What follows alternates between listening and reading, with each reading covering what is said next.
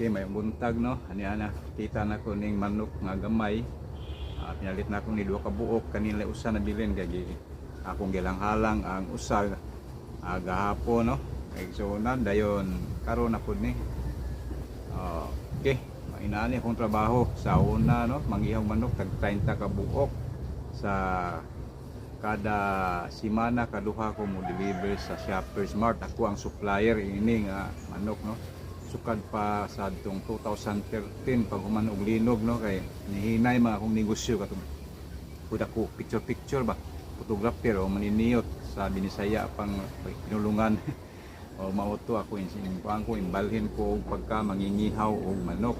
Dayon mauto na 13 years 11 years ko nagserbisyo sa Shoppers nga magdiliberan og kaduha sa matag semana mga igsoon no.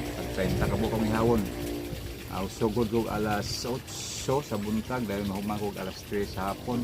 Igalim ni mag-ihaw no, labi limpyohon yung kaya mo dawat ang Shoppers o limpyo.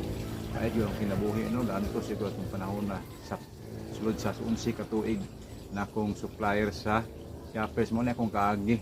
So na no, di yun ako kalimutan kay human nag photographer ko, nahinay ang photography dayon nibalhin ko nangayo ko sa mahal nga berhen adto ko sa banon sa maayong buhaton mo tuwa na kanahon ako dahil nga nasa balay nga mapalit og manok dayon ni undang o pamalit ug asa na po nako idil ang manok nga namang ko'y mga suki na mo tong ato tigbilaran nangayog panabang sa Ginoo dayon sa katedral ni Simbako uta nga makakita ko og kanang komprador ba mo to ang alturas og Shoppers og gipilian ang Shoppers gawin nakauyon ko ngisunan og diha ko naka abot og 11 years sa akong kuan. Luoy gud kayo ko akong kaagi no, igo ko na abot og 11 years akong anak ning graduate og college dayon nasakit ko tungod sa pagpangihaw singot no nga pasagdan og maulanan pud usahay.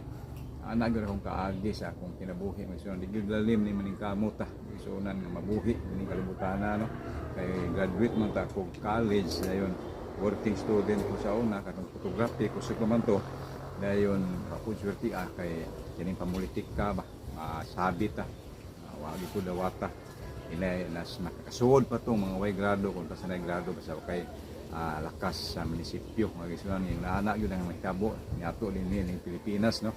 O di gyud katinga gani ng mga hinabang pili-pili gyapon tagaan kana mga senior citizen tinuod yun na pilion po nga doon nila mao iuna.